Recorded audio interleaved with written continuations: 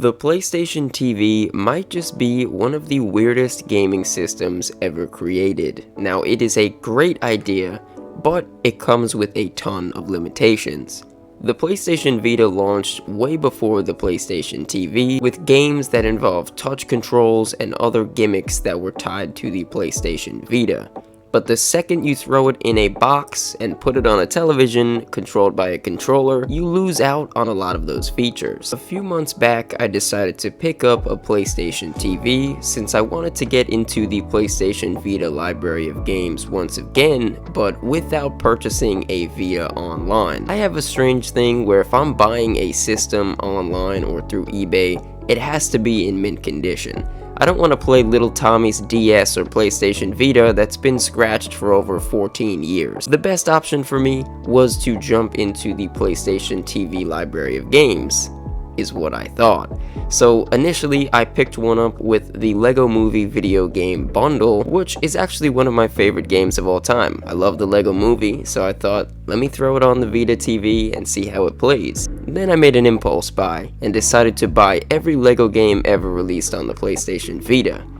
Then I did some research online and I found out that a lot of these require pretty extensive touch controls for you to leave the hub area or build things or do quick interactions. So a lot of these games either don't boot on the PlayStation TV or they don't have the proper functionality. Now, I'm not blaming the PlayStation TV for my impulse buy of every Lego game ever created. I'm definitely an idiot. But the one thing that I will say is this system is great with limitations. But at the end of the day, here we are now. The title of this video is the PlayStation TV in 2025. So what do I think of this device in 2025? Well, I definitely think you could find one online for a decent price, maybe around $100 or a little less, and you can find a list online of what games are actually supported with this system. For anyone looking to get into the PS Vita game library or just to get a few platinum trophies, I think the PlayStation TV is definitely a great buy.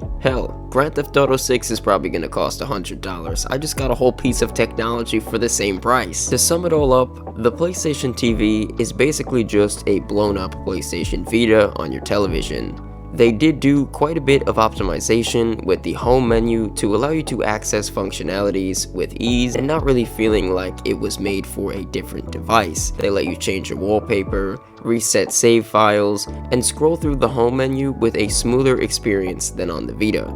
I really did notice a smoother frame rate while going through the menu of the PSTV compared to the PlayStation Vita. Most people won't care about that at all, but it's a great thing to add. Back on topic to the games on the PlayStation TV.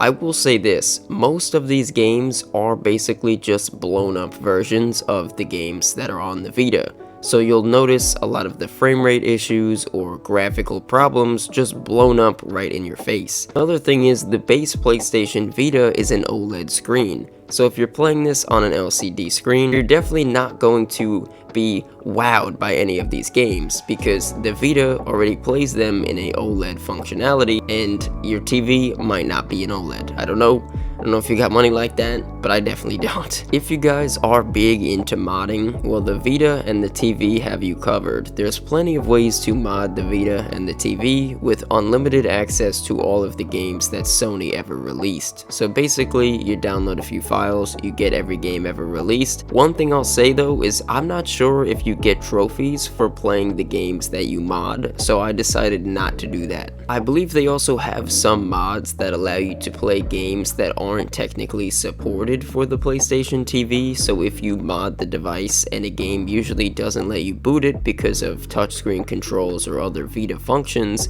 it allows you to play it kind of at your own risk. So some of these games are moddable to where you can play them, but you might not be able to actually beat the game. In a similar topic of accessing games, the store for the Vita and Vita TV are still surprisingly active. I thought for the longest time that they shut these servers down and didn't allow you to buy new games, but that is not true. To wrap this video up, should you buy a PlayStation TV in 2025? I think if you don't want to buy a Vita secondhand because of scratches or just long-term wear, the PlayStation TV is a safe safe bet to play your Vita games on the TV. Down below in the description, I'm going to leave a link to show you guys what games are compatible for the PSTV if you decide to pick one up. I definitely do miss the generation of the PS Vita, the TV, and the DS, previously making a video on the channel talking about the Nintendo DS in 2025. I'll leave that link down below in the description if you guys want to check that one out, and I really appreciate you watching this video.